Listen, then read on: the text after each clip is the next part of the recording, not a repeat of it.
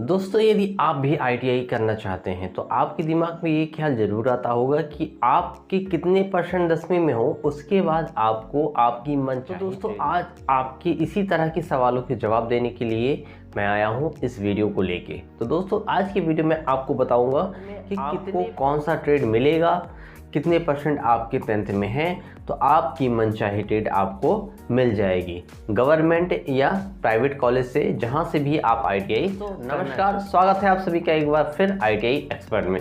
आज का वीडियो जो है, तो आज की वीडियो का जो टॉपिक है, तो 10th में कितने परसेंट हैं और कौन सा आईटीआई ट्रेड्स आपको मिलने वाला है, ठीक है, इसके ऊपर है। तो कई सारे ऐसे कैंडिडेट्स हैं, कई सारे ऐसे छात्र हैं जिनके परसेंटेज बहुत कम है, ठीक है, या जो 10वीं का भी एग्ज़ाम दे रहे हैं, उनके परसेंटेज यदि कम बनते हैं, तो उसके बाद यदि उन्होंने फिर भी इलेक्ट्रीशियन लेना है, फिटर लेना है, डीजल मैकेनिक लेना है या वेल्डर ट्रेड लेना है, तो उनको क्या करना होगा। और उनके ऐसे सवालों के जवाब उनके दिमाग में घूमते रहते हैं, तो उन्हीं के सवालों का जवाब मैं आज की इस वीडियो में दूंगा कि आपके यदि इतने परसेंट हैं तो इसके हिसाब से आपको ये ट्रेड मिल जाएगा। यदि हम बात करते हैं आईटीआई एडमिशन की, तो आईटीआई एडमिशन के समय देखिए क्या होता है कि जो आपकी नियरेस्ट आईटीआई है, जैसे आप किसी शहर में यदि आप रहते हैं या किसी आप गांव में रहते हैं, किसी कस्बे में रहते हैं, तो यदि आप किसी शहर में रहते हैं तो शहर में जो गवर्नमेंट आईटीआई है, तो वहाँ चांसेस थोड़ा सा आपको कम रहेंगे आईटीआई में एडमिशन लेने के लिए, क्योंकि पॉपुलेशन के हिसाब से ज़्यादातर बच्चे जो है तो शहर के लिए ही जाते हैं आईटीआई की शिक्षा लेने के लिए, और कम बच्चे हैं जो कस्बे में जो आईटीआई चल रही है गवर्नमेंट की, उनमें एडमिशन लेने चाहते हैं।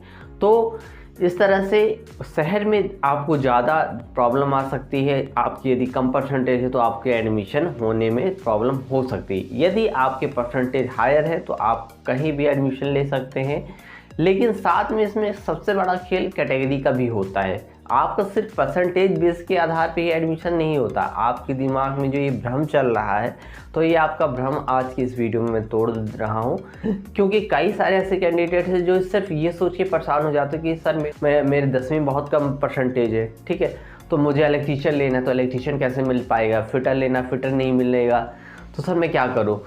कई सारे लड़के ऐसे कॉमेंट्स करते हैं मुझे, ठीक है।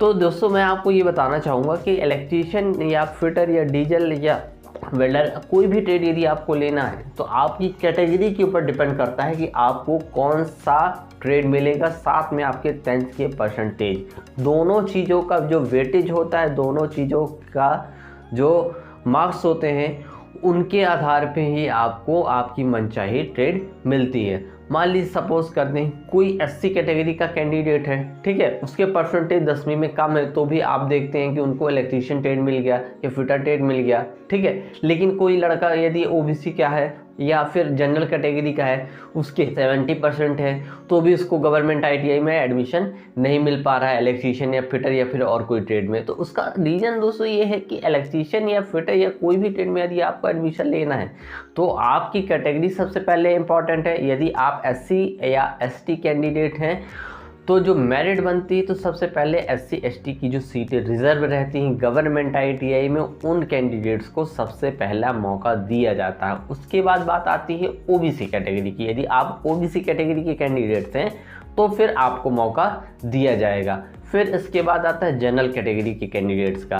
देखिए, जनरल वालों को सबसे लास्ट में रखा गया है, इसलिए उनकी जो मेरिट जाती है जनरल कैटेगरी की, तो वो उनकी मेरिट काफ़ी ज़्यादा जाती है। सपोज़ करिए इलेक्ट्रीशियन ट्रेड यदि आपको लेना, फिटर लेना है, इनकी सबसे ज़्यादा मांग है, तो आपका ये जनरल कैटेगरी का जो कट ऑफ जाएगा मेरिट का, तो इसका ये मान के चलिए कि 80+ जा रहा है, 85 भी जा सकता है, 90 तक जा सकता है। लेकिन वहीं बात आती है ओबीसी कैटेगरी की, तो 80 से थोड़ा सा 5% कम ओबीसी का हो जाएगा, और उससे 5 से 10% कम यदि आपका 65% है 10वीं में और 70% है, तो आपके मैक्सिमम चांस रहेंगे कि आपको इलेक्ट्रीशियन फिटर गवर्नमेंट आईटीआई से मिल जाएगा। तो दोस्तों, ये पूरा जो खेल है, तो इसमें कैटेगरी का बहुत बड़ा रोल है। आपके 10th के मार्कशीट में जो नंबर आपको मिले हुए हैं, आपकी जो परसेंटेज है, वो का तो मार्क्स के हिसाब से तो रहता ही है, लेकिन साथ में आपको जो आपकी कैटेगरी है उसका भी बहुत बड़ा बेनिफिट मिलता है आपको परसेंटेज के हिसाब से, ठीक है। तो यदि हम बात करते हैं कुछ खास ट्रेडों की, तो देखिए सबसे पहले इलेक्ट्रीशियन और फिटर, ये दोनों बहुत ज़्यादा डिमांडेबल ये दोनों ट्रेड हैं। इलेक्ट्रीशियन सबसे पहले नंबर पे है और साथ में फिटर, ये दोनों ट्रेडें बहुत ही ज़्यादा इम्पॉर्टेंट हैं, ठीक। तो यदि 50% आपके हैं, 50% जिन कैंडिडेट्स के हैं, तो यदि आप SC ST के कैंडिडेट हैं तो आपको 50% में इलेक्ट्रीशियन या फिटर आपको किसी भी ITI में गवर्नमेंट में मिलने के चांसेस ना के बराबर है। कोई भी कैटेगरी में आपको इलेक्ट्रीशियन फिटर मिलने के चांसेस नहीं है, ठीक। आपको इलेक्ट्रीशियन और फिटर की जो ट्रेड है तो आपको 70 से 90 के बीच में यदि आपके परसेंटेज हैं तो ही आपको इलेक्ट्रीशियन और फिटर मिल पाएगी। ये बात कर रहा हूँ गवर्नमेंट ITI की। लेकिन यदि आपको फिटर इलेक्ट्रीशियन लेना ही है, आपको सिर्फ इन्हीं ट्रेड से ITI करना है, तो उसके लिए फिर आपको क्या करना होगा कि आपके पास एक ऑप्शन रहेगा कि आप गवर्नमेंट के बाद आप प्राइवेट से भी ITI कर सकते हैं, ठीक है।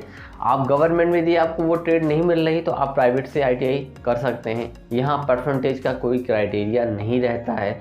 मैक्सिमम जो प्राइवेट ITI हैं वहाँ आपको 40% और 45 और यहाँ तक कि 38% वाले कैंडिडेट्स को भी इलेक्ट्रीशियन और फिटर ट्रेड मिल जाती है।